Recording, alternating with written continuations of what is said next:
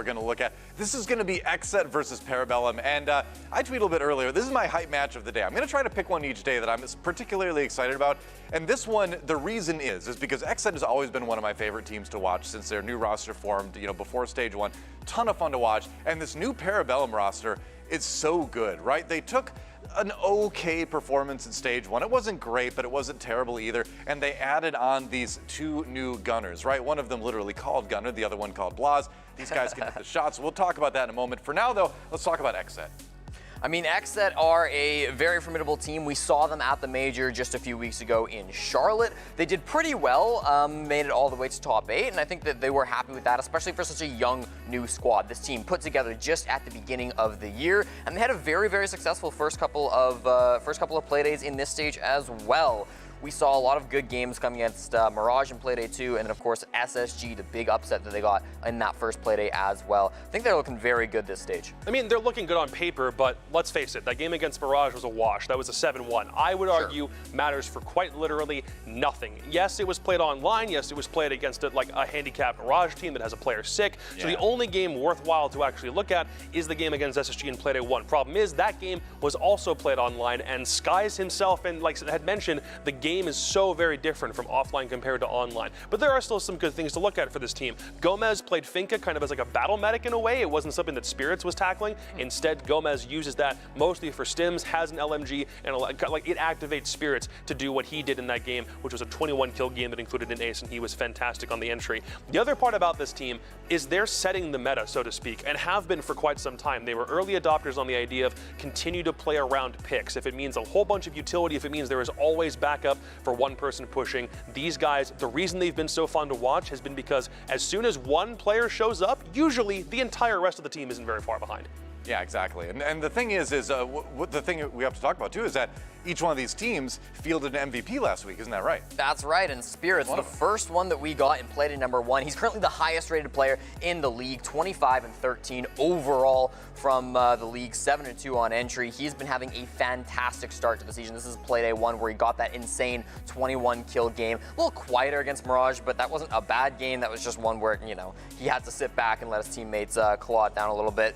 But he's a very good player. Obviously, he can flex around to that Finka and Yana depending on what he wants to play. Was rocking a lot of that Yana Playday 1, did bring in some more of the Finka for a little bit more firepower in Playday 2. And important to note in this match in particular, Spirits going against his former team in Parabellum. Used to play on this squad back in Challenger League. They had a lot of a really long run together, honestly. Right. French-Canadian going up against the Canadian org as well. So there's a little bit of bad blood there. Helped them get into NAL. That he did. Yeah, he was there in that relegation match when they actually beat XSET. That's the other thing about this series that's kind of crazy is that this is a matchup that sent XSET out of the league at the end of 2021 before the league expanded, and they got back in with a different roster. So different squad, obviously, for XSET, but there's a bit of org history there, too. Very clearly, he had an idea about what he was getting himself into, because if he wasn't with that Parabellum team in Stage 1, he wouldn't have gone to the Major with this XSET squad, and he was a really pivotal part that got them there in the first place, so he knew what he was doing when he made that switch, for sure. I think so. But we do have to talk about Parabellum as well, because this is a team, again,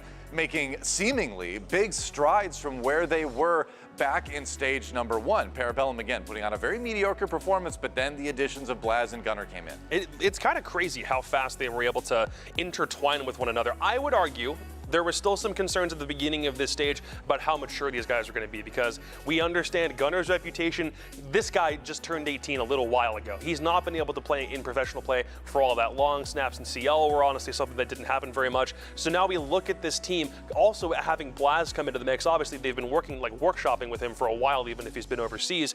But it's a case where how are these two guys melding? Blaz, MVP performance, don't have much to say about it there. Gunner, crazy performance for his very first game, but I'd still argue there are some times where they swing something that they don't necessarily have to, or a moment of pure aggression that definitely can be dialed back a little bit that they don't have to get super crazy with. So this PB team, in spite of looking good through 2 games, feels like they can refine it and still be even better. It's not technically a flawless record so far. They did lose their opening game, but that was an 8-7 against Oxygen on their best map of Theme Park. I gotta say, I think Parabellum played very well in that first game as well. And the big reason why PB have done so well, I think, has to be Blaz. Blaz has been the second MVP that we had in our league. Again, really been rocking out with that Azami, the main operator that we've been focused on for a lot of these games. She's of course brand new in this stage for competitive play, and Blaz has been, I think, using her probably better than anybody else. I've loved the positions that he's been able to rock with her on Theme Park. Been able to use a lot of this operator throughout the games that Parabellum have been able to play, and he can get kind of aggressive with Gunner. You know, sometimes these two as a duo will be running out, getting some jump outs. We saw that on the Villa game against Astralis, so that was huge from them. And it makes that space, right?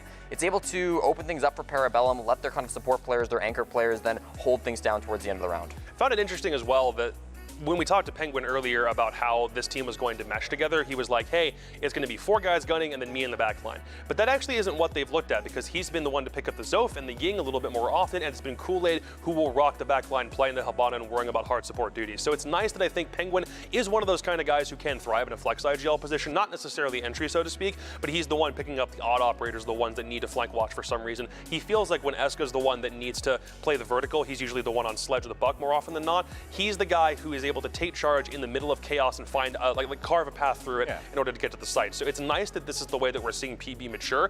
It was good for stage 1, but stage 2 still looks like it could be even better. You think when Kool-Aid comes through a wall in this game, he yells, "Oh yeah," into comms? Only when he plays Oryx. I think he has to. I think it's mandatory. Let's take a look at the map though. Let's find out where they're playing.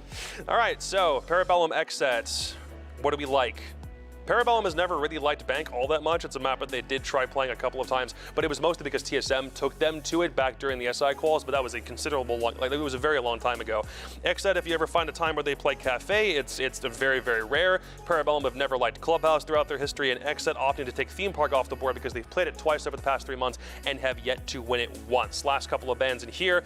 It's interesting that Parabellum are now shying away from Chalet. It felt like they used to be Chalet Kings a long time ago. That was their baby back in Challenger League along with Villa, but now that it's in pro play, it doesn't feel like it's really gotten back up to the same standard that it ever used to be, and XSET just opting to remove Villa, so we get down to our last 3.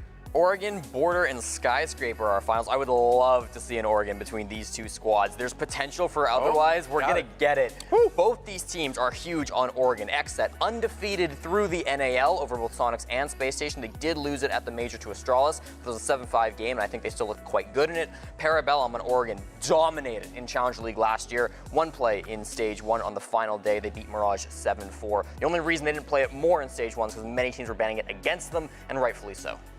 Indeed. Well, we've analyzed it, we've broken it down, and now it's time to make some predictions to see who we think are going to take this first map. First, let's send it over to our casters. Blue and Stokes, have you mulled it over? Have you thought about it? Is Blue going to send it to Stokes right away? No, he's not, because I've got my prediction ready to go, and I already know who I'm going to be throwing it towards. It's going to be Parabellum, I think, for this match, actually. I agree with the assessment from Jacob earlier when he was stating that that like XSET may have, there's a possibility rather that XSET may have not been like really tested yet because of the circumstances surrounding their first 2 games. Parabellum has not really been dealing with that. I feel like they've shown some really good stuff in these first 2 games, and I think they're going to take the victory today. Wow, all right. Stokes, do you agree? Honestly, I've been sitting here mulling it over for probably the last like 15 minutes. This is a really, really hard game to call, especially so early in the morning for us. I would definitely say that it's got to be Parabellum, though. XSET, I don't think they've been tested yet, and honestly, these last 2 games, they haven't convinced me. Parabellum's been very convincing so far this stage, and I got to keep that 80% win rate somehow. Wow, all right. Both our casters going with Parabellum. We'll check back in with them once the game actually begins. But now we take it to our analysts. And what do you think, Jesse? What's this sly grin on your face for? I mean, I think both casters are wrong. I think that this game is going to be very frag focused. I think we're going to see a lot of scrappy gunfights. And I think when I look at these 2 squads, the big thing that sticks out to me is depth. Parabellum, Blaz and Gunner are great, but we haven't seen a whole lot from Eska so far this stage. Their supports haven't been huge either. But on XSET, you've got Kino, Spirits, Diaz, Gomez, Yaga. All these players can pop off and have big games. I'm going to go XSET. I just like the way that XSET played Oregon against Space Station. They brought sometimes 8 nades, no hard breach, sometimes Flores for top floor utility clears. And it had like mixed results, but I feel like that's the kind of thing that this XSET team should be able to refine even further. And they beat a Space Station team, which on paper, I still think is about equals right now with where Parabellum sit. So if XSET play it the exact same way and Parabellum can't counter them very much, I think XSET could totally take this game. Yeah, certainly possible. So we've got 2 casters saying XSET, or 2 casters saying Parabellum, 2 analysts saying XSET. Let's see what the coin says. Now this is, I admit, I forgot the regular coin at home. What? So we've got, I know, it's true. So we have a sub coin? We've got a sub coin. Luckily, Eddie over in our production team. Is that Gara? A 1999 Kennedy $half. That's right, which will be subbing in today. So we'll see how it does. Heads is going to be XSET. Tails is going to be Parabellum. It's a little bit smaller, so we'll see if I It's an American $half, so it won't pick XSET. Let's see what it is. It's Tails. Ooh. I knew it. The coin predicts Parabellum for the first time this stage. That's a different coin, though. So. Yeah. Does it really count? I mean, well, we'll see. I'm skeptical. A coin is a coin. It's not the object. It is the force of chance that we're judging here, of course. So any coin can do it, really. Let's see what the fans have to say about that. Fan vote went the way of XSET. Even split. Okay. Yep. I think that's not super surprising, given that XSET has the most recent performance. You know, maybe a little bit of recency bias there, but we'll see what happens. Obviously, both teams capable of taking it. And our community poll, the question that you have to answer is: Brazil or France? Who has better imports? They're not imports. They're not. They live here. They've lived here for a long time. They are NA now. We've adopted them. They are North American players. They're still from Brazil, though. Exactly. Yes. But yeah, maybe some Brazilian fans would disagree. We'll see. Either way, we'll find out who takes this one in just a few. Do not go anywhere when we come back. The first map of the day here at the Rainbow Six North American League coming at you.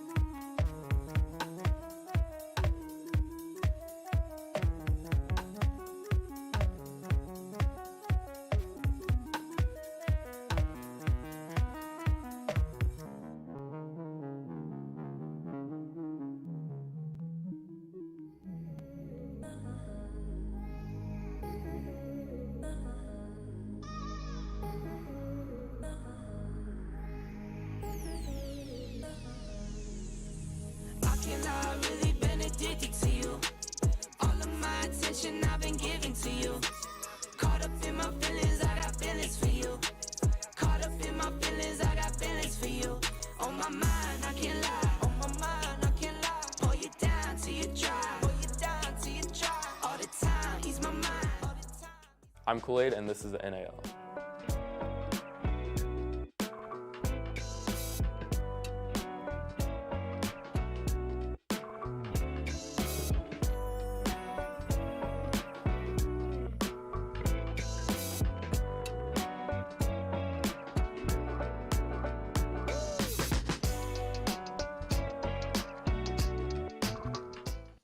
Welcome back once again, ladies and gentlemen, to the North American League. Time to get into our first matchup of the week and of the day, of course. About to be quite an exciting one, given the way that these two teams have been playing so far throughout the stage. Parabellum, of course, having an excellent resurgence, and XSET kind of staying in the position they have been, dominating throughout the region so far, looking to take another top 4 finish here, as we're already nearly halfway through stage 2 and just a few more play days away. Stokes, let's get your opening take on this matchup now, as we get prepared to jump into Oregon yet again. Oh, it's murky waters for the first game of the day, John. It's going to be Oregon between XSET and Parabellum, and Oregon presents quite a few issues for a myriad of different teams across the entire world. It's always a map that's kind of a coin flip. You really never know exactly what's going to go down, and I think that's what we have on our hands right here. You and I picked Parabellum for this matchup. We are actually in line with the new coin, so hopefully the new coin's got some shine on it that hasn't been rubbed off by Doa just yet. It's a cursed coin. Yeah, exactly. We'll have not to see, accepted right? in this church. Exactly.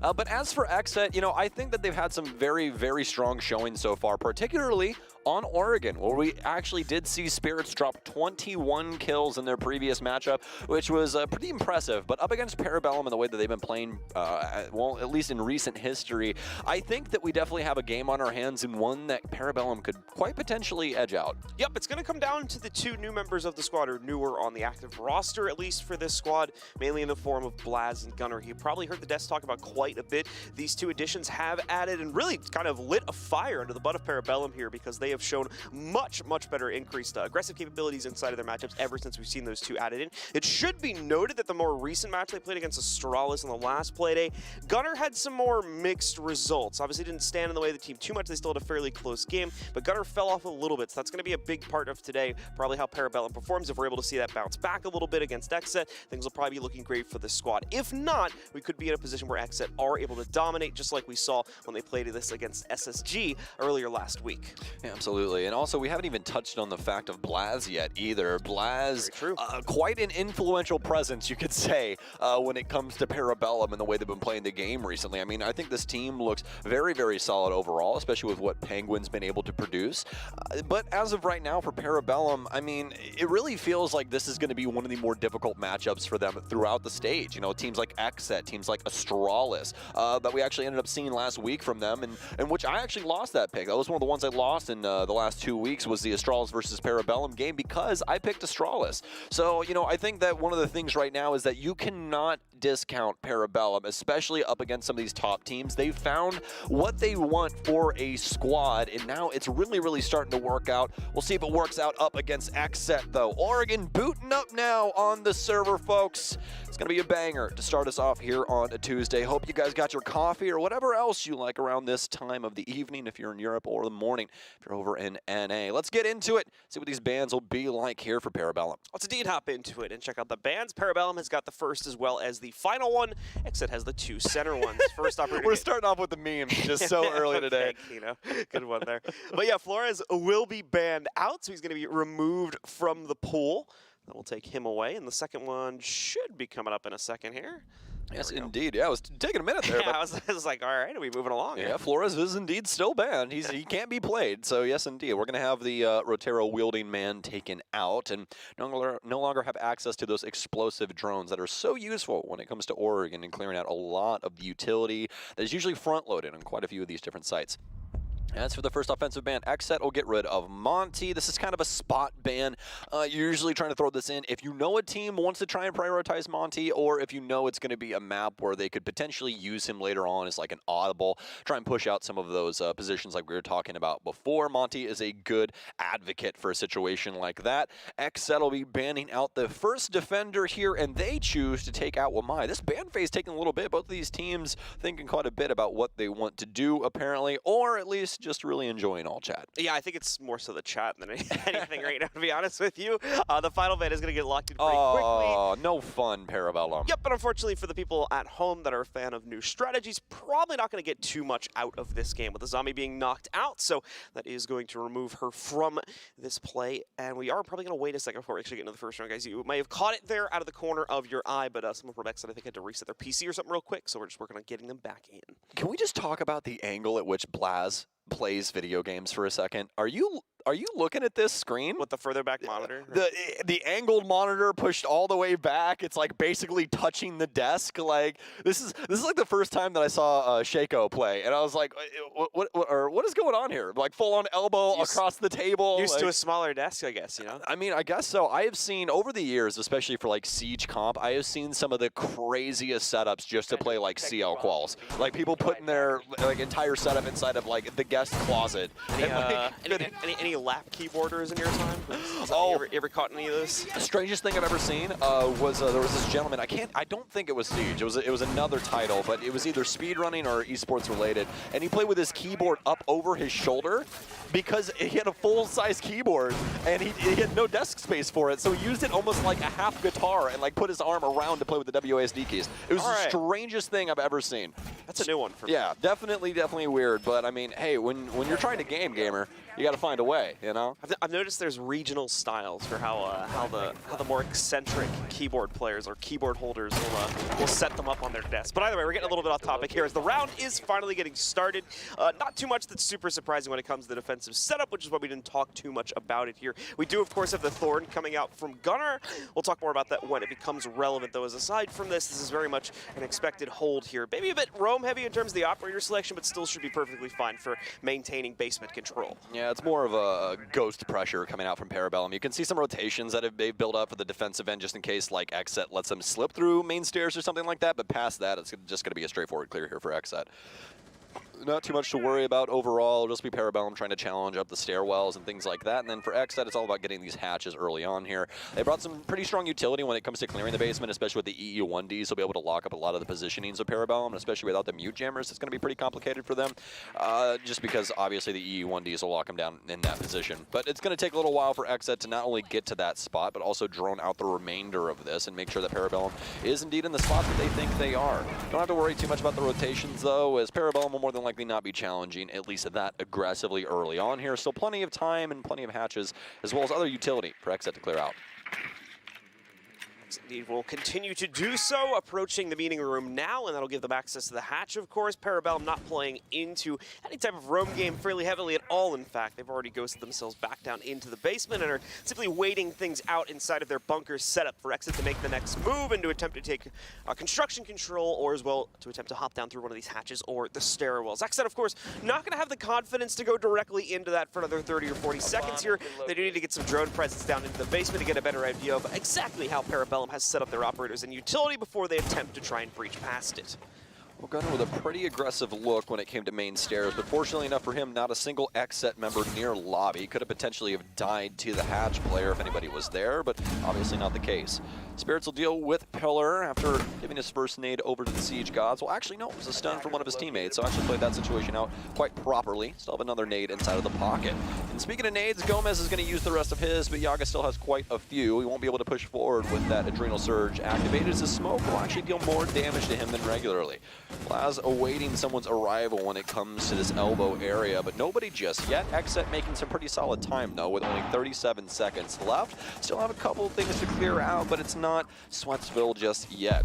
Gomez and everybody else will be holding on to elbow. You can see how Parabellum, they're slowly allowing this map control, bending but not breaking. That's what you're looking for when it comes to a situation like this. Yaga's got the lineup for the shield player, but unfortunately enough, the Thorn is actually going to take out Spirits. That's the big problem with those Death Blossoms. And have yet again another stun pouring in. Yaga will be able to claim one, but this M590 still inside of elbow. I highly doubt there's any Parabellum member that can potentially win out this fight. It's actually all XSET all the time, and that's going to be case control, and Kool-Aid will go down. Fortunate enough for XSET, they have a few saving graces in the back pocket.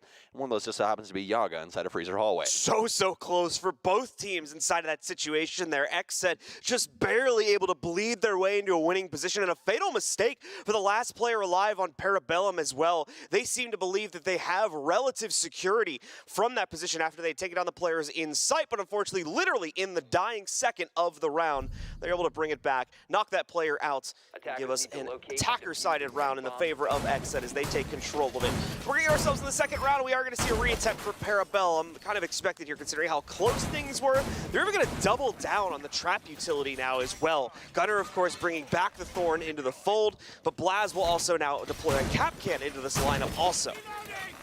Very smart setup here from Parabellum. I like that they're going back down to the basement. It's the most defendable site when it comes to Oregon, one that you want to try and guarantee a majority of the time. Parabellum looking into that matchup right there, obviously noticing that XSET took quite a while to clear out everything on the mid floor and work their way down into their potential execution. And because of that, they're going to bring some more denial operators, including the mute jammers, which could assist them with not only holding onto these walls, but also having a little bit more free movement when it comes to their hard stuck positions with that Lion. So as long as it's around something like the deployable shield or something for one of the Parabellum members, they'll be able to move around the radius of that noob jammer while that EE1D goes off. Pretty sneaky play here from Parabellum. We'll see if it actually gets checked out. Well, unfortunately enough for Gunner, he's actually just going to end up getting that at least first hologram, and he'll back off from that. But now Penguin, this is quite cheeky from them, playing this out in a duo situation. Should be a freebie here for him, but Penguin, oh no! He shot so early here. This is practically a fish in a barrel situation. Now Penguin's actually just going to get away. There's nobody home, but finally, Kino has the cross already set up for White. The window seemingly closed until Kino starts sending shots at it. Be able to take down Penguin as he attempts to rotate out after an ill-advised pre-fire on Spirits hopping in small tower. Parabellum down a player again at the start of the round here. Not what they would have wanted to happen, especially considering they tried to go for a more aggressive play this time in order to put that additional pressure out on the map to maybe bleed out that last bit of time that Parabellum would have needed to win things on the first attempt. Won't work out. Now they'll be down a player. 2 drones are going to be neutralized temporarily here from XSET, but they'll be alive again in just a second once that mute jammer is shot out. Apparently not going to do it so instantly, as they've got some other things to worry about here at the bottom of the freezer stairs. Kool-Aid's position will be spotted out. And even worse, he won't be able to delete the drone, so Kino will be able to continue to grab intel there at the bottom of the freezer stairs. Rest of the squad now being forced to fall back. They won't be able to play anything aggressively out for the back stair positions or anywhere else on this map. It's the same as before. Half the round is gone. Parabellum this time down a player, and now having to wait for the descent from XSET, but as Stokes just called out there, the Capcan shot is finally going to yield results, and it'll manage to catch a member of XSET here with Kino going down. Mental warfare between these two teams. You have to love esports, don't you? Frag grenade out into freezer, into the depths, but nobody home except for an ADS. That'll pick that up quite handedly. Down to the last minute, fortunately enough, a big pick from Parabellum, but an even bigger one now from XSET. After Spirits takes some damage, he'll be able to down the freezer player from Yaga's position, actually, as a frag grenade goes in. Gomez will be able to clean that one up, but it's a quick 2K here from Parabellum. Make it 3 as it's all down to Diaz Lucas, who, for some reason, is inside of Garage. I believe he was rotating away from construction to try and get a different angle for his team, but too little, too late, my friend. Gonna have to try and work his way in.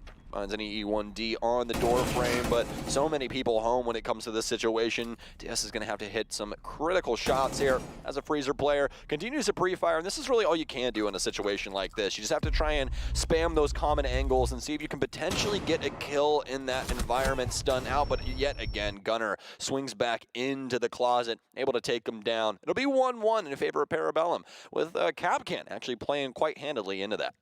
So PB able to bring it back. They're taking much more control over most of that round as well by playing things more in the face of the XSET players. Not only that, but able to get in their way and catch them with at least one of the pieces of utility that they set up from the defensive side. So beautifully done there by Parabellum to quickly rebound, take control of their basement hold, and now lock things in for themselves. So they move upstairs for the next round here, going for a second floor defense. Okay, upstairs, as you said, John, and this is going to be one that's going to be quite critical to Parabellum's overall defensive end here. They're able to get this, and obviously that 2-1 lead, but an even bigger part of the puzzle. They'll be one step closer to unlocking the basement yet again. They'll have to go to one of the tertiary sites, one of those on the middle floor. They'll utilize the kitchen as its base, and more than likely switch to cafe or meeting. Just depends on what they want to try and go with. And speaking of kitchen, Parabellum's already going to be holding on to that. This is quite commonplace, yes, when it comes to this top floor, as you're trying to prevent anything like frag grenades or potentially a buck from coming underneath and trying to get rid of some of your anchor players. Parabellum are going to hold on to this because of that, as well as some other things that they've lined up across the board on this top floor. This top floor hold can be pretty volatile for the defense, just given some of the angles that the offense can get off rip, especially from this singular games window that we were just seeing there. Beautiful cross that we see repelled on quite a lot from the south side of the building. But how is XSET going to go about this? Well, first things first, they've already got Spirits out here looking to see if he can potentially get a freebie on this top floor, but nothing's going to come for the Nook in this FMG9, so he's going to fall back towards Big Tower and see if he can try and find a different entry point. Activating shock drone. Away from that, we're going to continue to see things devolve here with XSET looking for a clean path to get themselves upstairs. I've not been able to find it yet, and I've not been able to burn out this kitchen position as of yet either. Yaga continuing to wait from the inside of it here is Gonna try and catch this off guard, but there we go. Nade rolling in towards Gunnar. That will defeat his position finally, more so the shield that was defending it, and allow him to be forced back further into the map here, giving the clearance needed for XSET to be able to move forward. Kool-Aid will strike first, however, knocking down Spirits, a fairly important player as well. Spirits actually been struggling a bit this game. Now at 0-3 as the most recent round, but there'll be plenty of time to make up for that later on in the game. Either way, though, Parabellum has the edge with the 5v4 going their way. Oh, excuse me. I don't really know what that was. Yeah, but past that, I don't know about you, but it feels as though whenever Parabellum starts doing a lot, and what I mean by that is when we start seeing quite a few layers on these defensive setups, a lot of offenses really get caught off guard with the way that they are going to take things. It's kind of this big question mark, especially with what we're having right now. Spirits is kind of the lead man for this situation. Now we're just having XSET stand outside of Dorm's window, as well as try and come up white stairs. This is the most commonplace kind of double take you've ever seen in your life. We'll see if it works out for him. Kool-Aid still having some smokes to affect this situation. With that pick from Kino, this is definitely doable. This is the beauty of that verticality if you can't get the control down low as well, like we were talking about before. Those frag grenades can deal quite the damage to the defensive end, but now with Yaga down, Finka has to try and pick him up. Kino will be able to get one, but the flame now for Blast. There's 3 people on white stairs. Blast probably screaming that to high heaven at the current moment in time as he takes out one. Great intel either way, especially considering there's only 2 members alive now for PB. Kool-Aid has to keep constant overwatch on this big window position, more than likely calling out to Gunnar as the only other teammate here that he needs to be able to watch that stair spot. But Gunnar's also worried about other flanks, such as from the top of main, working themselves over through attic as well. Plenty of other things that Kool-Aid may need to potentially watch out for also here. So a tense situation for PB, however, starting to work out in their favor. The timing, though, does not play into Kool-Aid's game at this point in time here. And also Gunnar going to be chunked down. It's a single bit of HP. What a beautiful shot from Kool-Aid, though, to bring it back onto even terms. A 2v2. It'll add one more to it. Gunnar shows up with the perfect timing also. He knocks one more down, and the 2v3 clutch is claimed by Parabellum to put them in front of this game at 2-1. You can just see how that works out for Parabellum, though. It's like what we were talking about there in the mid-round. Their defensive setup is so sound in a lot of different ways that it forces XSET to go for more of a default take. I mean, we have 3 people stacked on white stairs trying to assist with that take. We have no cross angle when it comes to dorms. They're only occupying the big window. We have no presence around attic. XSET didn't even try and take that. I mean, there was a lot of different, excuse me. There's a lot of different ways that XSET could have potentially have enacted themselves upon a setup like that, but they went for probably the most plain Jane way that they could have potentially have done it. Now, it almost did work, but that's the fallback of that. As Parabellum knows exactly where you're more than likely going to be coming from in a situation like that, and it's white stairs and big window, and both of those players were extremely ready for a situation like that. Parabellum with another big round, a clutch round, in fact, over XSET, got the lead 2-1. No drones coming into that mid to late portion of the round 2. I'm going to assume the large majority of them are either dead on other players of XSET's roster or already been used and shot out there.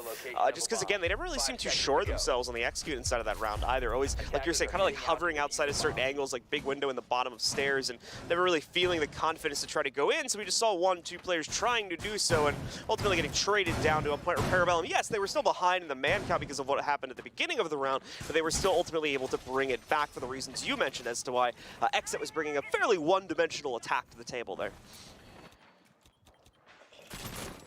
Well, we'll see if they can change some things up. I think XSET definitely has it in the tank. I think the big problem right now is Spirits.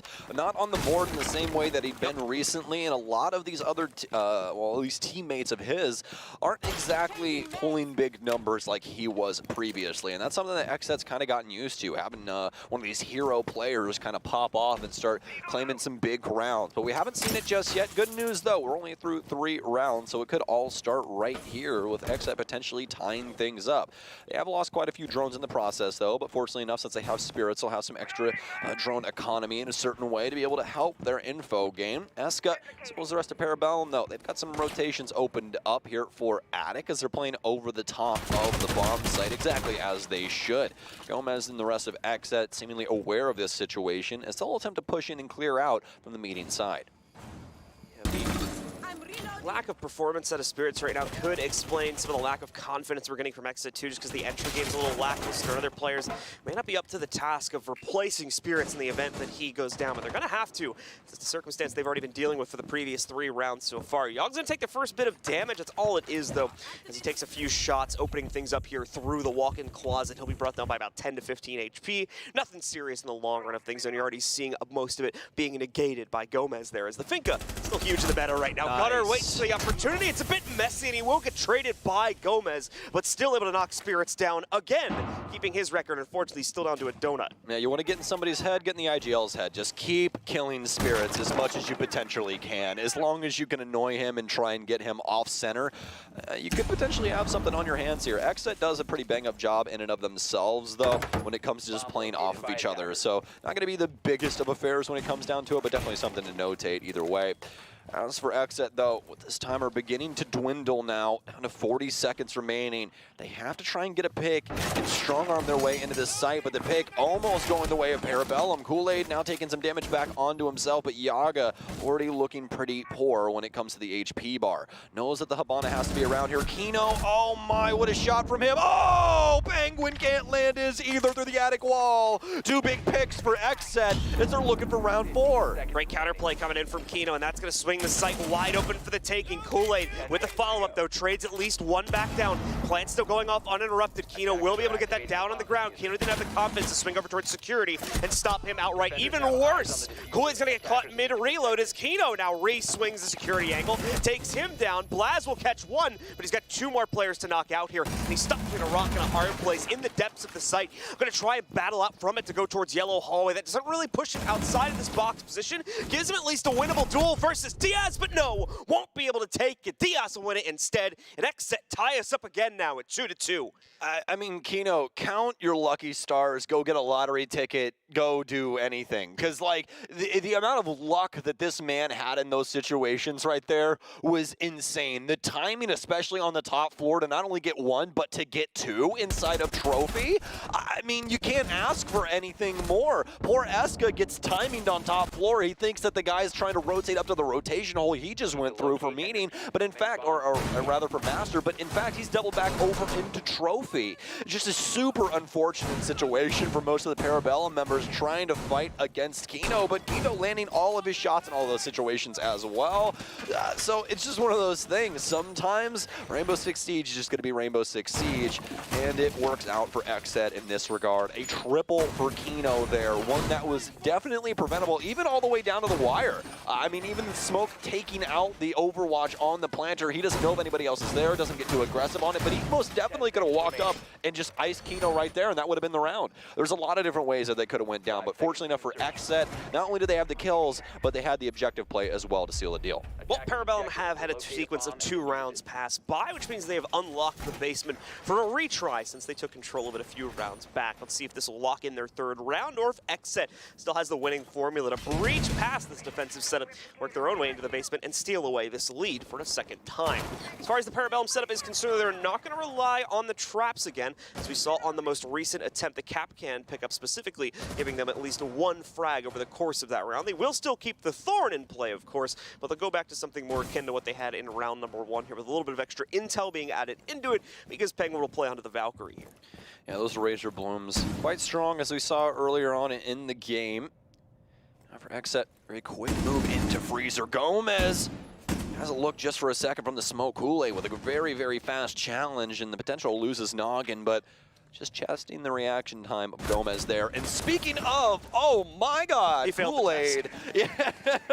No, Gomez passed. He definitely passed. I would say Kool-Aid failed testing his opponent. Yes, indeed. You know, I think he went a little bit too far, and you could say the same for Kino.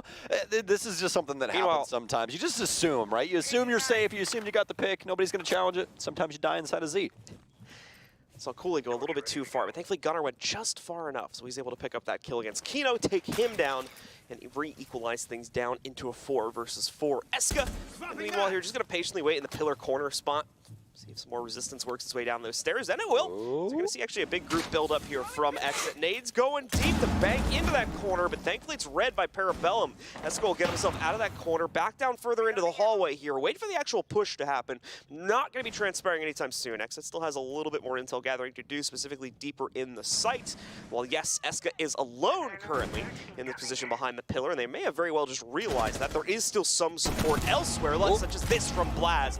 Has the peek through inside of that soft wall to knock out players trying to venture forward through the back stairs. Blaz get baited a little bit here, but thankfully the player that is on the camera is also the one back in construction, so no immediate threat of a re-peek against Blaz. And as well, the second player trying to work their way back down through the back stairs. Gunner. I think has been fended off. Indeed, Stokes just mentioned it. We've got this nice play from Gunner being lined up too as he snuck up through the freezer stairs and has now lined up a flank position against the rest of this push from XSET. Has to be snappy, has to be quick. EE1D out, but he's been marked on the mid floor. He's just going to start sprinting back down the stairs. He needs to be present inside of this 4 versus 3, but no, he's actually shifted over towards meeting. Knows somebody has to try and check him out, and they will. Yaga of the challenge, waiting for the swing, and the case down. It's down upstairs. Spirits has to try and come get it. 0-4-1. It'd be his first kill of the day, but it won't come through. Gunner takes him down, and the IGL can't get it done. Parabellum guaranteed the won't split half if it ends up going that way, a tied half in fact, and so claim round 3 for themselves as we head into round 6. Definitely still going to want to try and get 4 if possible here, just because of the fact of the way that this map tends to play, still fairly defender-sided to an extent. And also, good news, top floor is unlocked. Very true. Very, very true. So we'll probably head up there. As we were talking about previously, they are going to get that basement unlocked once again, and they did. They go downstairs. They're successful at it. 2 out of their 3 defensive rounds so far have been on that basement floor. The other one being on the top floor. So looks like we have a ball game here. Potential for Parabellum to take quite a hefty lead here early on. A 4-2 split. XSET in the meanwhile was showing us some pretty interesting picks in the operator pool, and we're still going to see a few of those swapped around, such as the Capitao coming from Kino being moved away over towards the more normal pick of what was a Hibana, but has now changed over towards a Twitch, so a lot more aggression coming in here from the XSET roster to try and possibly make these entries work out a bit better for them. Spirits has still been struggling in that department, and Gomez, I think on the fallback here, has had more mixed results at 5 and 5. Overall, Kino is the only positive player at the moment, so they're going to give him the freedom to go onto the Twitch and maybe add that little bit of extra aggression, at least to the entry game, that might be needed for XSET to get their feet onto the ground, and more importantly, into this site where they have been struggling a bit. Well, XSET has struggled in more than the entry department. Really, it's been clearing the map when Parabellum goes for some of these advanced setups that are just more layered when it comes to some of the positioning of these defensemen. Like what we see currently downstairs inside of Split. Parabellum forcing XSET to try and take map control to work the map the way they want to. You can see XSET, they've packed the depth charges here. They have 8 frag grenades, but they have no way of clearing anything out minus the smokes, or potentially a little piece of something else. But wow, what a shot there from Gunner. He'll take down Gomez. It'll be a trade back and forth, but I mean, I will take Oryx for, you know, Finka literally any day of the week. It's also like he was out on an island at that point. He was probably going to die anyway, regardless, so we had to try and do something there, and guaranteeing a 1-for-1 is probably the best, one of the best outcomes out of that situation. But it's more than a 1-for-1 because it's Oryx for Finka. That's true. But these things do not have the same weight, but that definitely does. Kool-Aid would go down yet again here. A big pickup from XSET. They had this the last round. The smoke dead, the chance to work their way into sight because of it. Looks like it'll rear its ugly head yet again. We'll see if XSET can force this angle, or if Parabellum can come back on the top floor yet again here, like they did the previous time. This one, though, a little bit easier to palatate, rather, as Parabellum will be able to at least occupy quite a few different areas, including the window angle, but DS ready for that as he'll swing into Penguin. He's ready for Parabellum's antics, but are they ready for this push? A lot of ego challenges coming out for Parabellum on this round, and possibly oblivious to the drone intel as well. So many of them just constantly flooding in, especially upstairs there from XSET. So we see Parabellum trying to make these aggressive plays, trying to go for these swings. Ultimately, it's right into an angle that XSET had more than prepared themselves to take a challenge at, however, so they're easy kills across the board for XSET, and they have no problem locking in that third round. Sorry about that. I said to finish up the stretch a little bit there for a second. But, you know, it was definitely quite an interesting half there from Parabellum. That last round is going to be one that they're going to want to go back and look at in particular. Yeah. You get the big pick on the Finka. the callback from that moment is there's a very big story that's going on for the defense there. And it's a conversation that you kind of have and be like, all right, listen, we need to pull everything back at this moment in time. I think the big thing there is, I was looking at my notes when this was happening and that kill happened. I believe he got shot through the cafeteria wall, right? He just randomly shot through the wall and killed somebody. I think that's more than likely why that comm went down the way that it did. He could, you're talking about the first, yeah, I'm talking about the first PB engagement. kill, right? Yeah. No, he could see him, I'm pretty sure. It was like a clutch shot, but I think he could see him. Okay. I think there was a breach in the wall there. Yeah, but either way, whichever way it goes, I mean, if he had the info, then they really need to fall back. If not, it's just a big pick, and they really don't know who's dead. But, like, if you know the weight or the value of Fink in that situation, then obviously the call would be to try and dip out and play it off of sight. But for Parabellum, it just went a little bit too far. And I think the big thing past that was obviously the smoke going down, no more prevention when it comes to the actual site, unless you count the lead inside of the guns, but that's really not going to assist them too much, as that's the plain way of doing that. Won't deny space like you want to with that smoke. We're about 25 seconds in here now, folks, as we'll be working our way in from the Parabellum side of things now, as they'll be on the offense. So Parabellum looking to change up their fate after they are able to at least bring an even score line to bear here between both of these teams. Now needing to show us the other side of their strategy, though. Will it be enough to breach past the XSET defenses? Well, Yaga at least seems to want a direct challenge here at the top of Freezer Stairs. Penguin also will get downed, and nearly get down a second time as he's facing off in T3. He gets a player down in T2.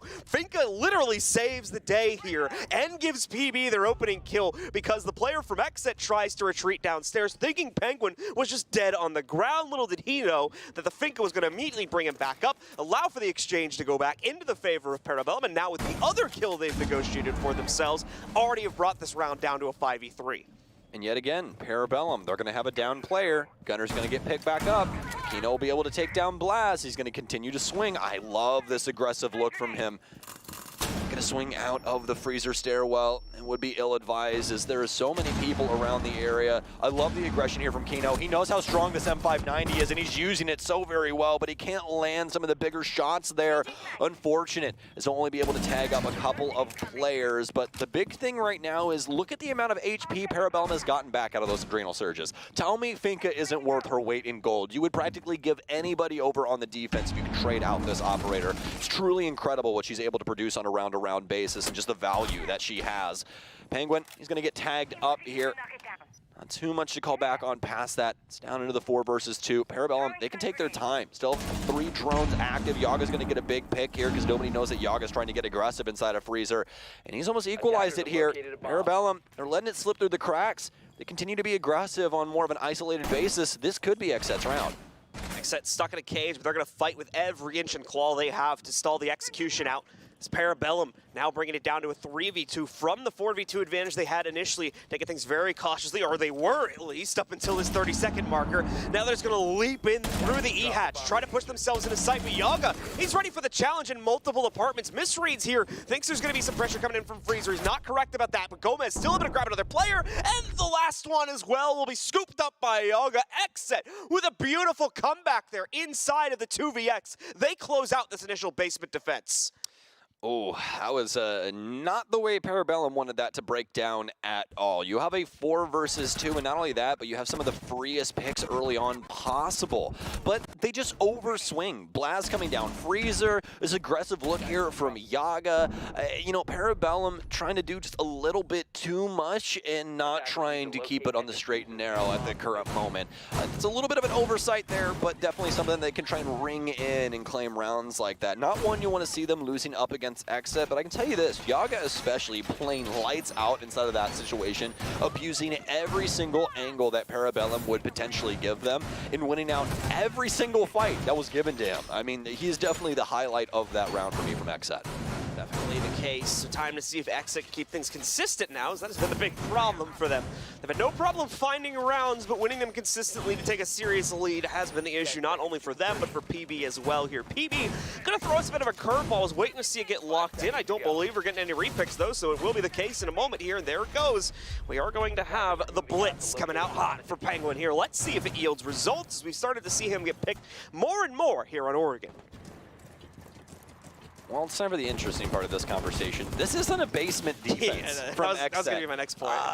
Which means that a lot of the close quarter situations you're looking for in Blitz aren't exactly going to be presented in a site like this. There's a couple of areas in which Blitz could be very useful. The big one, Trophy, and it's just going to be pressure so that Gunnar can more than likely hold the crosshair. We're about to find out if I'm right. Penguin's already pushing up the stairwell. I'm assuming he's trying to get everyone to fall back from Trophy and fall into that LMG that's holding the game's window. You can see some more pressure coming up from the staircase here, but when you don't know that there's a cross from Attic, you're probably going to die, and that's going to be 2 people going down. Kool-Aid will be able to refrag onto Kino, but what's it worth?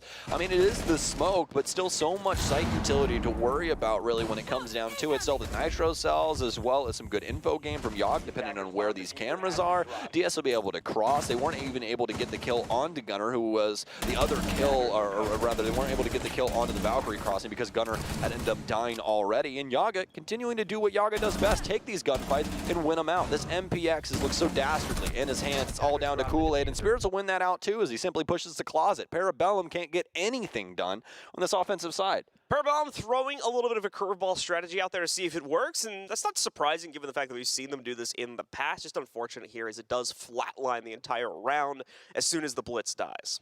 Listen, I'm not trying to be rude or anything, but I don't care what you do for a strategy. I care if you still drone and know what's going on inside of the site before you do said strategy. A strategy like that with Blitz trying to apply that pressure in that way, if that wall's open, you're in trouble. The fact that they didn't confirm what was going on whilst still having to clear, main stairs utility and everything else, so at a bare minimum, you can assume XSET knows that you're going to be using that stairwell. You don't take that time to try and find some extra insight as to what's going on. You still have 3 other people doing things outside. You still have 1 person downstairs, I guess, throwing some frag grenades and stuff like that. But what are the other 2 people doing? I mean, we have Gunnar on the window. That accounts for 1. So again, we're still down to 2. So it's just like, all right, what's the situation here? We're not really utilizing their drones early to try and get any information. We're really just not doing too much. We're just trying to throw things at the wall and hope that it sticks. It seems like just a little bit of mismanagement of like people's roles at that current situation for Parabellum, which is extremely unfortunate because it was definitely a strategy that could have worked. I mean, if Blitz is aware of that wall being open, they could definitely have ended up, pushing that pressure like they wanted to through Trophy, forcing everybody back and actually having them die to Gunnar on that window rappel, but it was all for naught because of 2 big mistakes. The assumed swing that we saw from XSET that I'm assuming killed Gunnar, and also the big misread as to what was going on inside of Trophy. Could have explained why we see a sudden pause show up from the PB camp. Things are getting a little bit dire in terms of the scoreboard here now as well. XSET only 2 rounds away from being able to close this map out, so PB need to wake up. They need to do so immediately. A few repicks are going to show up for this squad. Not huge, though, in terms of what they contribute towards just swapping the Thatcher out over towards a Zofia, and then a change-up of hard breach style for Kool-Aid going over towards the Thermite instead here, possibly expecting the cafeteria hold instead of the stage ones, just needing to give them the more proper loadout to approach that one. Also, probably getting a better look at the defenses here, seeing that we only have the mute for mitigation, so maybe realize that the Thatcher was a little bit unnecessary for their assault. Oh? Yaga, what's going on there? What the hell just happened there? I think that was like shotgunning. No, that was definitely Blaz. That was 100% Blaz. They traded outside, I'm assuming, and Yaga just took a lot of damage. DS Lucas also going to go down. Parabellum with another pick yet again, but we'll see if they can get anything done with it. Kitchen player here, Plasmo's definitely hearing that. XSET starting to get away with quite a bit, and I'm surprised that Plaz has to reload so early here. I don't know how many LMG bullets he used inside of a minute, but wow, okay. Looks like Parabellum already, they're going down. They're going downtown. Finally, Blaz will be able to hop in and get a kill after reloading that LMG and going through the longest animation known to mankind. Spirits will be backed off of Big Tower Stairs, and somehow, some way, Blue, we have reached a 3 versus 3. It's been a bit of a Looney Tunes round so far. Blaz has a kill. Blaz picking up another kill. And we're playing puts it into the favor of PB. Gomez does not have the angle from the top down, but at the same time, Case Holder is going to hop off it for a second. Penguin does not feel he is safe, so he moves away.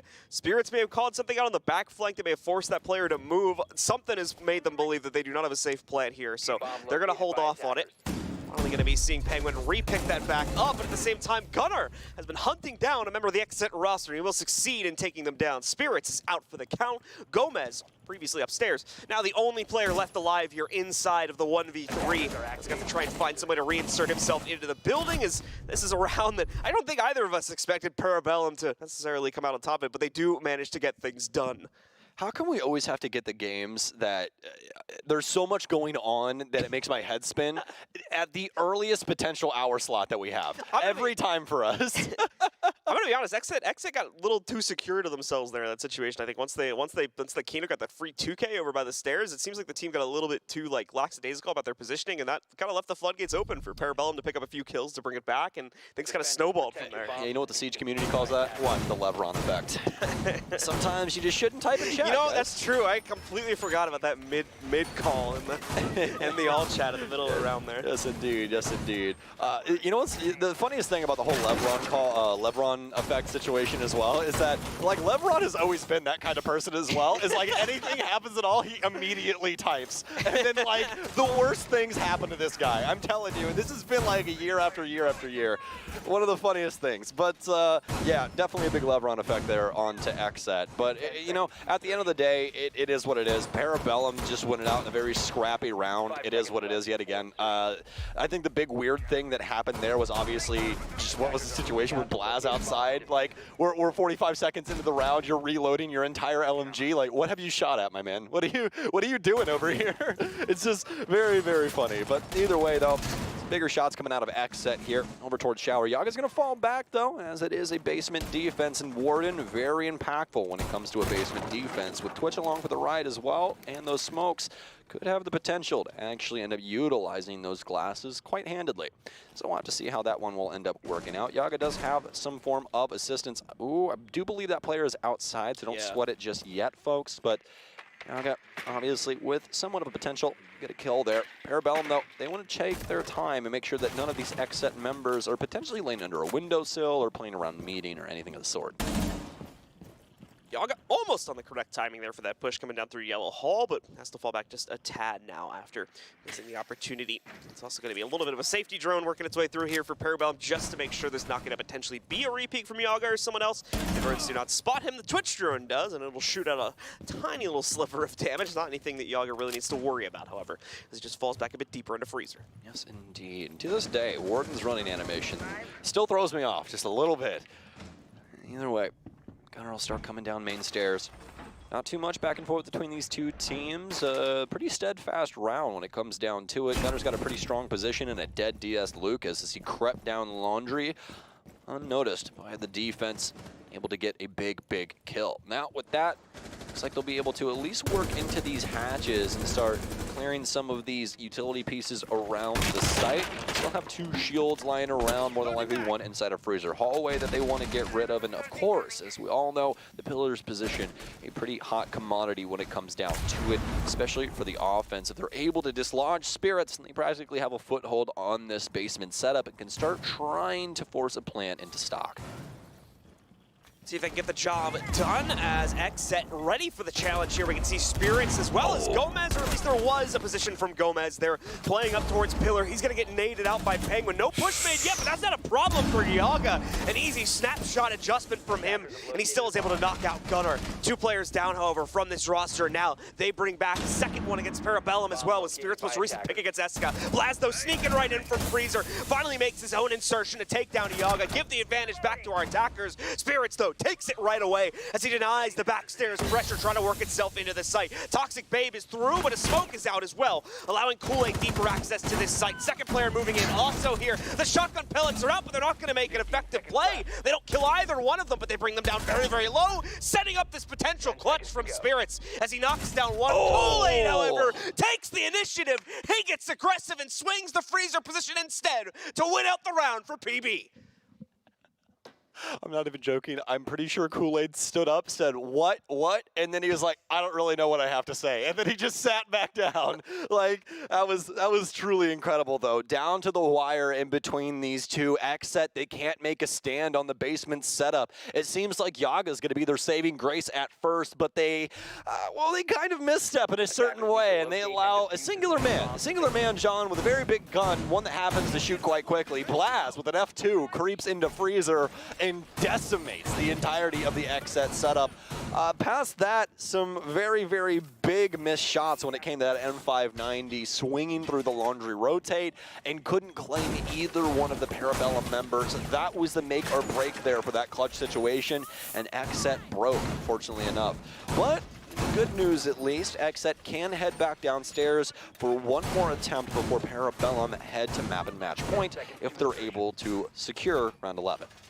So this will work out. We're going to see pretty much the same operator lineup come into the fold this time for Parabellum. Things worked out last round, so no real reason to change it up for them, although, of course, it was very, very close. XSET probably angry about the way that round played out, considering they had the M590 lined up and nearly a winning shot to come out from it, but does not end up happening. So they will, of course, retry this site, believing that they can easily win it out on the rerun. We'll see if that holds itself to be true, though. As Stokes mentioned, Parabellum is now just those 2 rounds away from closing out the game. However, we've only got 2 rounds left in regulation here, so it needs to be flawless. What a steal from Gomez, though. Walks up to the open window, catches a roaming gunner. That's going to actually trade back the exchange for a few rounds and go, where Parabellum was able to steal away the Finka in the early round. This time, it's going to be XSET that do it to PB. I believe we have a kitchen player as well here. Blaz has to be very, very concerned with the potential of a flank coming out. Gomez continuing to work his angles, and the worst part is they Z-ping here. Yeah, and I'm pretty sure the worst part is they haven't droned him. They probably think the freezer player is the player that was shooting at them from before here. Exchanges are going to be going down on the site, though, as PB is trying to brute force this execute, unaware of the Gomez flank, walking right down to shut it all out. There goes the freezer position, and just like that, PB are already down to 2 players, Kool-Aid and Eska, who weren't even really in position to execute behind that freezer player either. So I'm curious as to what the game plan was there, as it was very detached, even if that third member in freezer didn't go down. Yeah, it's almost as if Kool-Aid was a little closer to where freezer were. He more than likely could have killed Gomez. You know, it's just situations like that. I'm not trying to be hard on these players at all. It's just situations like that that really, really get you into trouble when you get disjointed like that and somebody's able to slip through something as small as about a 5-second window.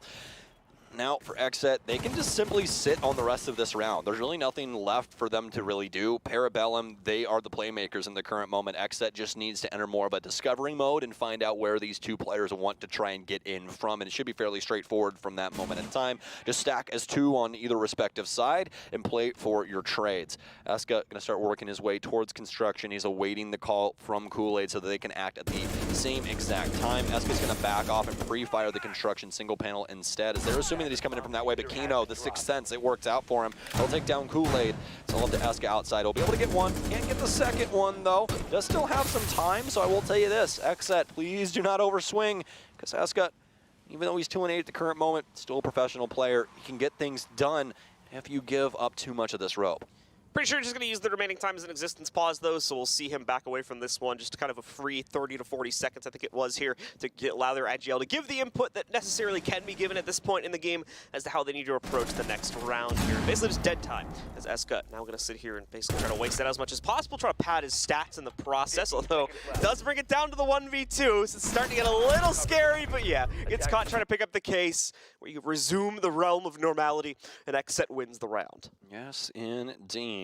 XSET will claim it after 2 big picks, all from DS Lucas.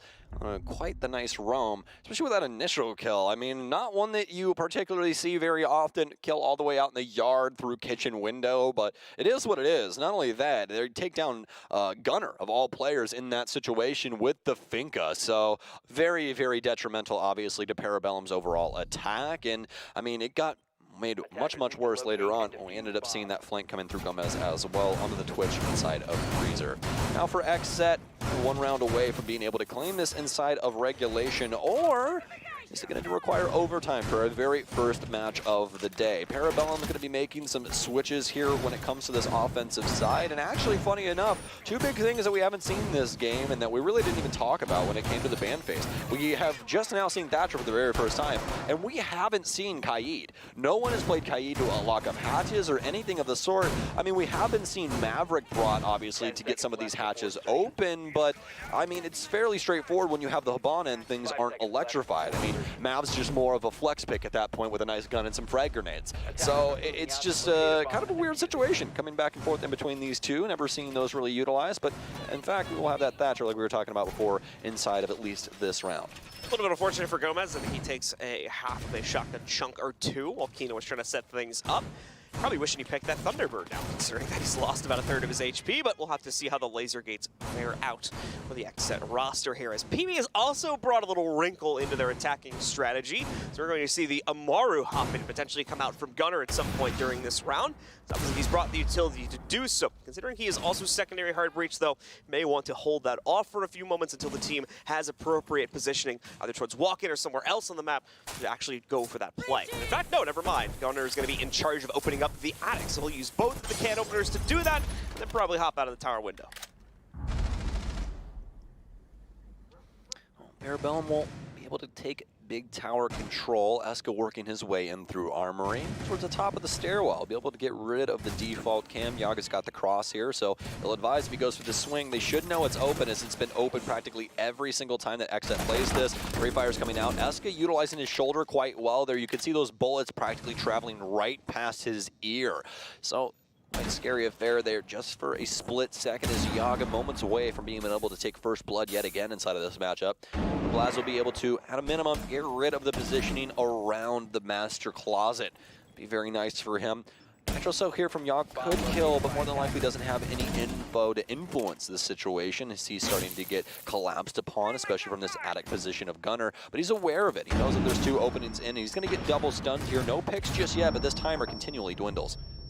Gunnar going to be able to make the first entry going here as Parabellum's execute is working out flawlessly right now. Penguin scoring a second kill. Blaz trying to work his way up through White Stairs. Now going to catch the rotate from Yaga as well. XSET just cannot maintain in their defensive setup, but it's going to be a flawless round from Parabellum to push them over the edge and into overtime. Very, very well done from Parabellum, as there's so many different angles being utilized on that attack. And this is something that we did not see out of XSET, John. I'd like to call back to what we saw with their Dorms offense. Very one-dimensional, White Stairs, big window, nothing else. What's the difference that we saw there with Parabellum's attack, though? We have Trophy, we have Attic, we have White Stairs, we have big window. We have literally everything. If you want to try and challenge an angle, there's somebody occupying that, and they really, really want to kill you. So, like, for XSET, in a situation like that, especially when the first pick doesn't go your way, Parabellum can continue to bowl you over. Every single time you try and take that challenge and come back into the round, Parabellum are just getting that much more of a lead because you're giving more bodies over. XSET just not really having the denial in the way that they needed to on a setup like that from Parabellum, and it just left them in a pretty bad situation. And fortunately enough for them, they are going to have the majority of the defenses when it comes to overtime, so they'll have some chances to right their wrongs.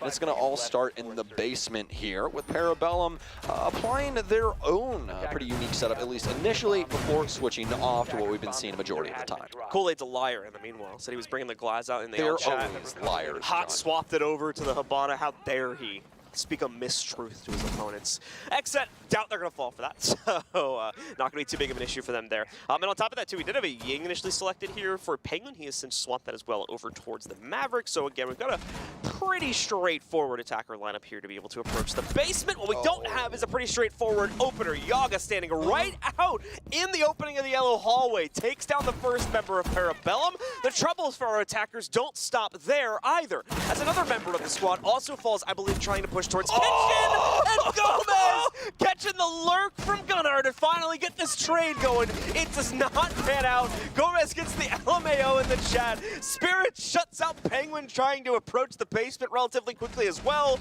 and that's now left Kool-Aid very, very lonely on his own here on the first floor. Yeah, that's a really cool flawless round you had there. Do you mind? Can I borrow that for a second? If we just steal one of those? I'll have one of those too. Costco, right? Got good prices? That's what I heard. Well, Kool-Aid, I would love to commentate this, but I really don't know what's going to happen for you here. More than likely, he's going to peek and die, if I had to take a wild guess. Well, that's a bold strategy, Cotton. We'll have to see if it works out for him. I took a really safe bet there. Yeah, well, he does have stuns. He's got that going for him. He really wants to wait for this peak. He's like, dude, my favorite thing, look at Gunnar in the camera right now. Gunnar just has his hands under the desk, and he's like, I don't think this is going anywhere. unfortunate circumstances there for Parabellum, as it's the pick show, or, I mean, you could really say the gun show for XSET inside of the opener there. They take the first round of overtime and are trying to make this pretty lickety-split at the end of the day. Yeah, they win it quickly, too, as that round is pretty much decided within the first 30 seconds to a minute of play. Parabellum not giving themselves even a chance to bring it back, unfortunately, as they double, if not triple down on the initial 2 losses, trying to make up the difference, and it just does not pay out. They're also going to go for a basement defense here, as obviously we're in overtime, so the sides are going to switch every round now. XSET does have the inherent advantage, quote-unquote, of having the 2 defensive-sided rounds here, so they're going back to it after this round, if they even need it, however, as they can, of course, close it down here at 8-6 by winning this attack. They can indeed, and not only that, but they've brought quite a few frag grenades and the Lion yet again in order to assist with this. There's not going to be any mutes on the defense, so they won't be able to utilize those around some of the positioning for some of these anchors, but, you know, as we've talked about previously on the desk, not exactly the best way to use mute. It's just one of the ways that you definitely can if you have an overabundance of denial. Otherwise, you're going to usually see mute jammers around areas to try and deny drones or potentially a wall. That's kind of like the last thing you're going to see mute brought for. No one's just going to bring him as a direct counter to line and be like, all right, it's the only reason that we're bringing mute. But past that, though, Parabellum are not ready here for XSET's arrival onto the building. Everything already battened down and prepared for war, as Penguin will re-enter the mid-floor, but he'll quickly skimper off back into the basement. The most forward player at the moment would have been Gunner if he maintained his position at the top of the stairwell, but he'll fall off as well, end up barricading that up. You can see that XSET trying to dot their I's and cross their T's as they'll even clear out small tower, John. One that we see overlooked quite often when it comes to clears, but they're making sure there's not a single crook nor cranny that Parabellum can fit themselves into. So PB not going to even be going for that realistically on this round. You can see that they've pretty much resumed just a normal bunker setup for the most part. Maybe a little bit of pressure on backstairs, but that is about it. So XSET will have a lot of freedom to play out here. However, they're not going to take a chance on potentially allowing a member of Parabellum to sneak into one of those nooks and crannies that Stokes was mentioning there. So definitely make sure they check through everything, and with the relatively reserved PB style of play, it shouldn't take too long to check through all of that, as they pretty much have completed that task already. Just need to check out the rest of the top tower, and then they'll probably be good to start descending, or at least opening up the pathways to descend into the basement.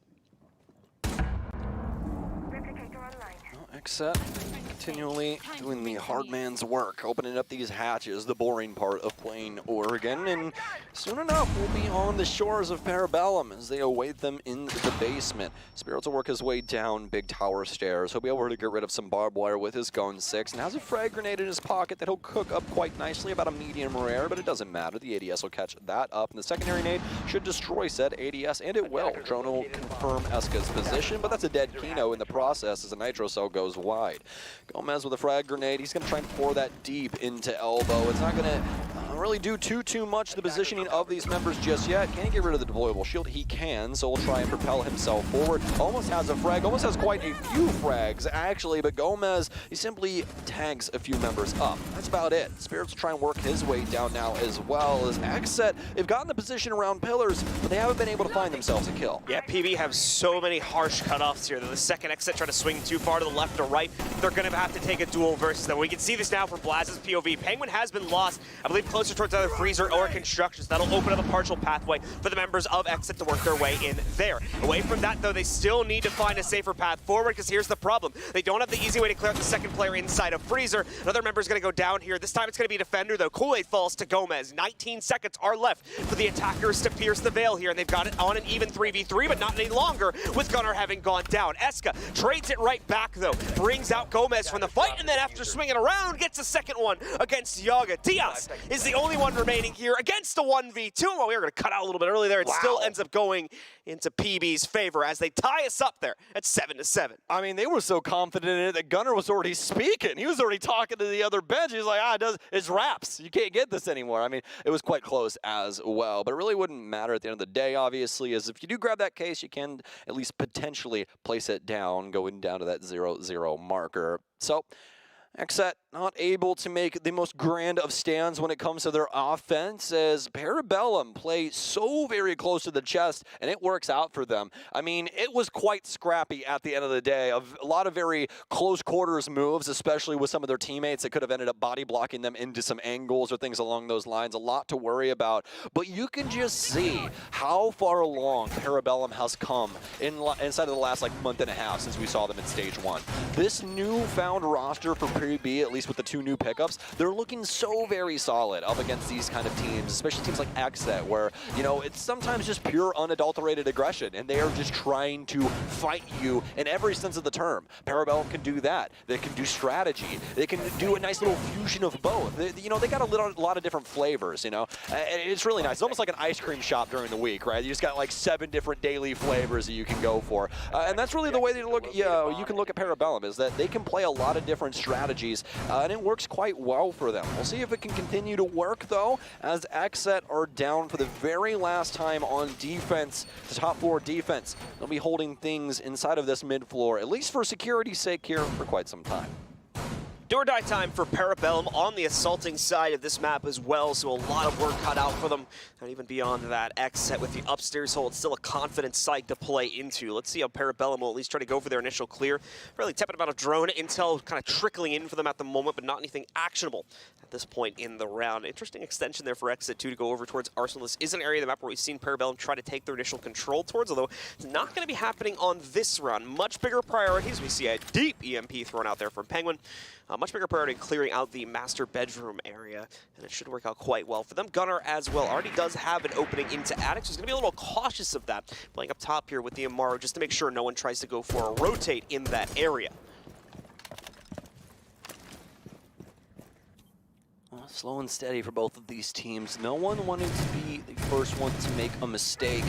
XSET playing this pretty close to the actual site at the current moment, allowing Parabellum to start taking control of Trophy as well as Master. Kool-Aid being able to confirm that really nothing happening around games either, so Penguin will EMP to try and free up this single panel. We'll see if they try and breach this, but as of right now, they just have to worry about these deep set XSET numbers as well as Yaga inside of attic. Yaga being the big piece of the puzzle here, that if they potentially stop, we just went out the round outright with a games plan. We'll take down Gomez, gonna be a big piece of the puzzle here, and Kino will go down as well. Yaga, your number's been called up, my friend. It's time to do the dirty work, otherwise XSET will lose to Parabellum. Penguin, he's gonna end up getting lit up, but it's actually Spirits with a nice move, and he'll drop off from sight. Yaga won't be able to win out his gunfights. Eska, I believe he's taking down Spirits as well. It's all down to Diaz with just the EBR. He'll be able to get one, but it's gonna be a push from behind, and Parabellum takes the game. Jesse J. Chick, eat your heart out as the Canadians take it.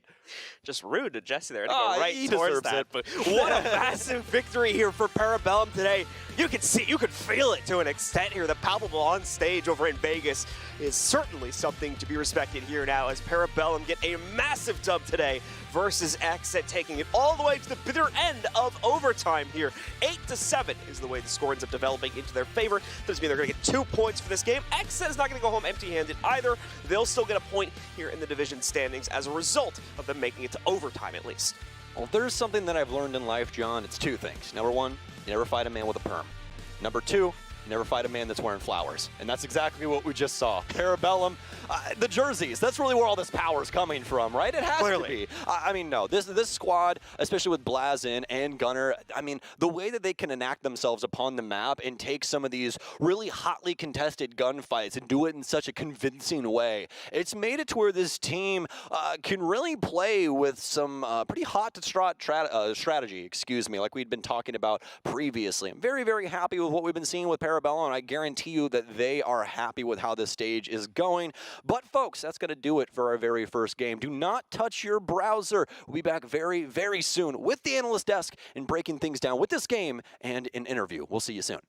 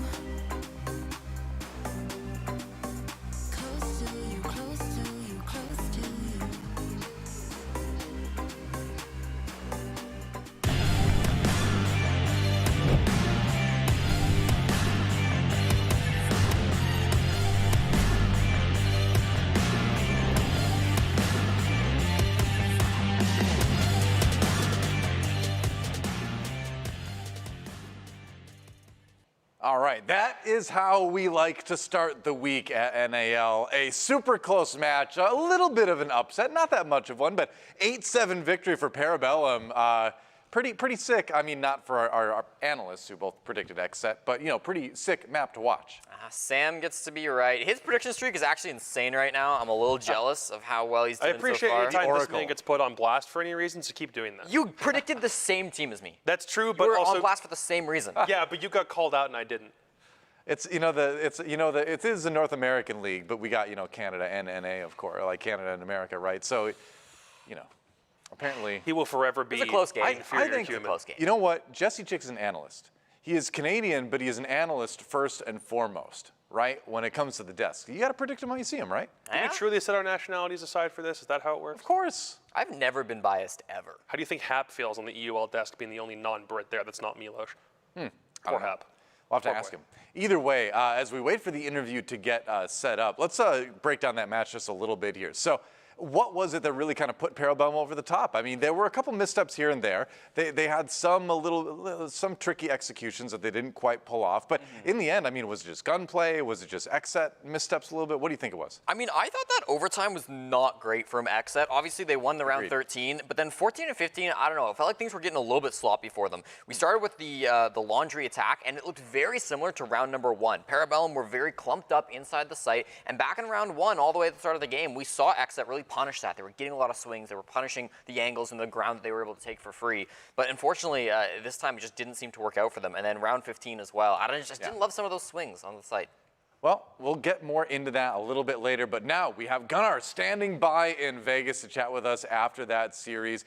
Gunnar, over there, congratulations, first of all, on the win, but also congrats on jumping all the way up to NAL from T3. Here you are, and you're making a big impact already. What's the biggest adjustment you've had to make coming into the NAL as a player?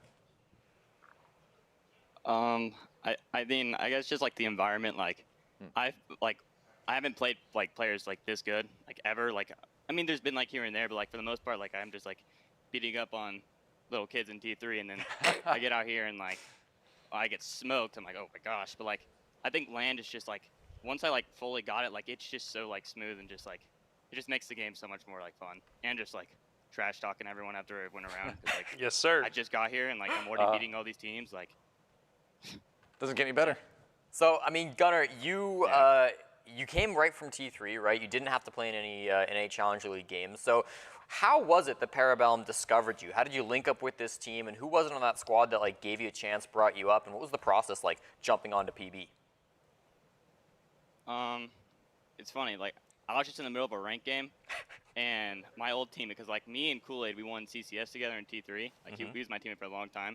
Like we've always been like really good friends, and like I didn't know they were making any moves or anything. He just DMs me. He's like, yo, you available this weekend? I'm like, yeah. Why? He goes, don't worry about it. Like, okay.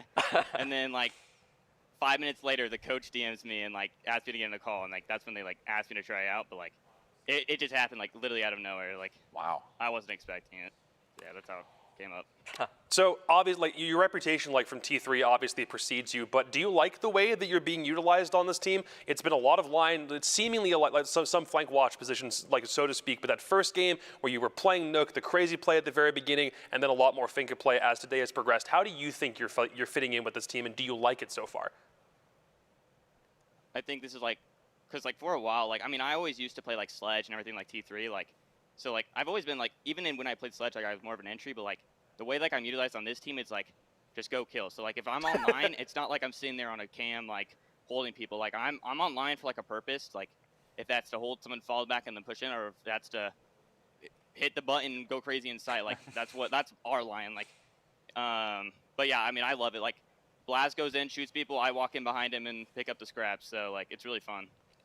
Nice. Well, hey, it's certainly working out pretty well so far. But thanks for taking the time to sit down and chat with us, and good luck in your game tomorrow. Thank you. You guys have a good one.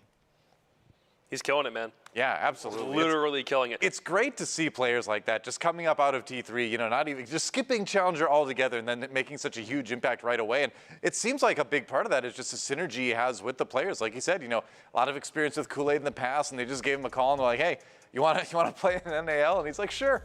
It's working out so well. And the thing is, it was a close one, but a win is a win is a win. Parabellum taking down XSET 8-7.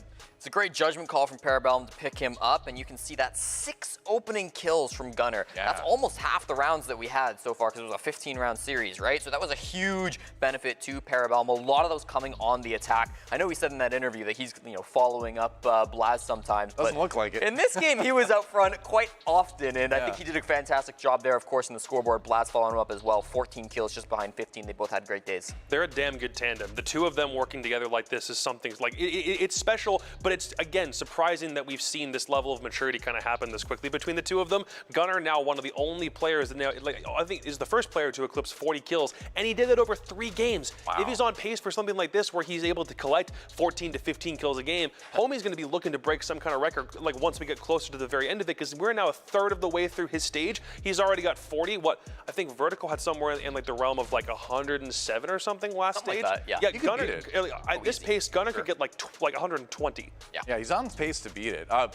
We're going to take a look at some replays here from some of the individual rounds. Round 4 was one that went XSET's way. And we got to touch on XSET, of course, because it was a close series. They still did have a lot of great moments. It still feels like there are times where Parabellum's top defenses don't work out nearly as well as they should. Kino up here, that kill, more specifically on Penguin, was the crazy one. But Gunnar was actually the one up here who tries to defend this vertical position first, and he gets killed rather fast. He gets one trade back, doesn't really do much with it. But now it's a matter of how XSET can utilize this kind of vertical positioning against Parabellum. All it takes is like 1 or 2 decent drop downs at this point to really to force him out of position. But Kino goes nuts. He goes upstairs, grabs those 2 attic frags as soon as the control's already been established, and Blaz isn't able to stave this off. Like, I thought this was winnable from the back, because while we were watching it, it looked like you might be able to rotate and get both players here, but XSET do a really good job dominating top floor control, understanding the exact moment to push, and Parabellum in that moment feel like if they defend top floor for even another 20 seconds, XSET wouldn't have been able to get that push off. Wanted to get up right and go for that flank, but Kino shutting it down so well. That was huge from him. Meanwhile, a little bit later, Parabellum had to really dig deep to kind of stay in it, right? And round 10 was one of those moments. They really needed to kind of take everything they've been practicing, everything they've been building on over the last stage, and then with the 2 new members, and put it into motion here. Otherwise, it was not going to go their way. Something to be said about teams that just win rounds they shouldn't, and this was such a great one from Parabellum, the way that they're able to clutch this one out. Blaz and Kool-Aid, 2 big personalities, big names on this team in the 2v2. Spirits and Kino have a lot of advantages here. They've got the positioning, they're on defense, they've got still some smokes that they've got to go through, right? Blaz in this box there, and Kino's in such a good position. The planter's right there, but he can't do it. They shut him down. Spirits will be able to take 1 kill here, but now he's in a 1v1. Spirits, with the time advantage, has everything, but with the pings, Kool-Aid is able to move around and get that kill. So beautifully played, the positioning from Kool-Aid, knowing when to get off the plant, when to go for that swing. That was a great 2v2. Yeah. One of the things that we were talking about a little bit when we were watching this was the fact that, again, Bodega on XSET been suspended for 12 months. He's not behind the team, supporting them like he normally would be on stage there.